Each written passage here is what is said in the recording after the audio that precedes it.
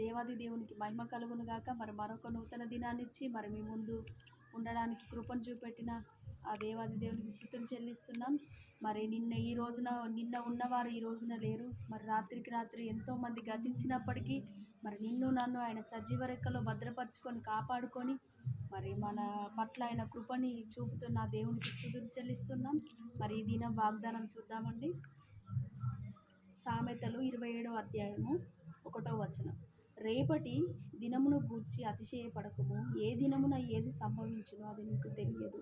అంటే ఇక్కడ ఏమంటున్నాడంటే దేవాది దేవుడు, రేపటి గూర్చి నీకు అవసరం లేదు, ఈ రోజు నీది నువ్వు చూసుకో.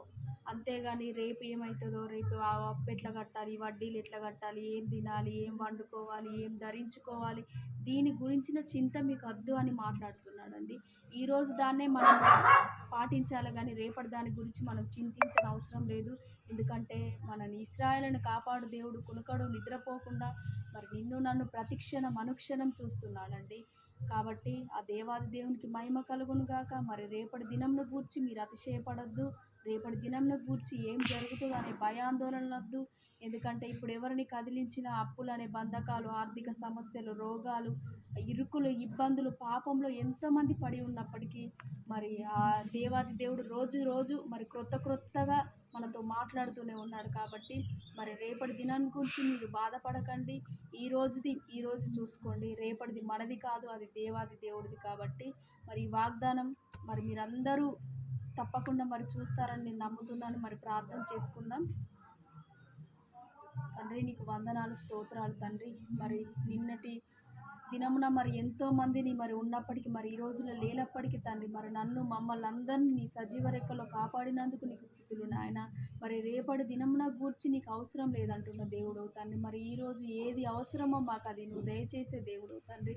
కాబట్టి మరి ఈ రోజున మరి ఎంతమంది అయితే ఈ వాగ్దానాన్ని చూస్తున్నారో నాయన, మరి ప్రతి ఒక్కరిని దీవిస్తున్నాం, ఆశీర్వదిస్తున్నాం. నీ కృపలో భద్రపరచుకోండి తండ్రి. వారికి రావాల్సిన దీవెనలు మీరు సమృద్ధిగా దయచేయండి తండ్రి. అయ్యా ఏ సమస్యలు, ఏ ఇరుకు, ఏ ఆర్థిక బంధకాలు, ఏ రోగంతో, ఏ వ్యాధులతో మరి ఉన్నారో తండ్రి, ప్రతి ఒక్కరిని నీ చేతులకు అప్పచెప్తున్నాం తండ్రి. నీ సజీవ రెక్కల్లో కాపాడుకోండి తండ్రి. మరి ఎడారిలో హాగరును చూసినట్టు తండ్రి మరి ప్రతి ఒక్క బిడ్డను నువ్వు చూస్తున్న దేవుడు తండ్రి.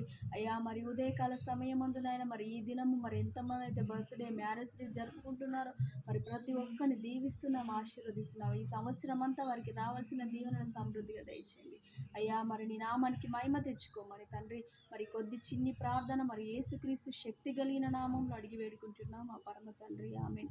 ఈ వీడియో కనుక మీకు నచ్చినట్లయితే లైక్ చేయండి, షేర్ చేయండి. మరి మరిన్ని వీడియోస్ కోసం మరి మా ఛానల్ని సబ్స్క్రైబ్ చేసుకోండి. God bless you.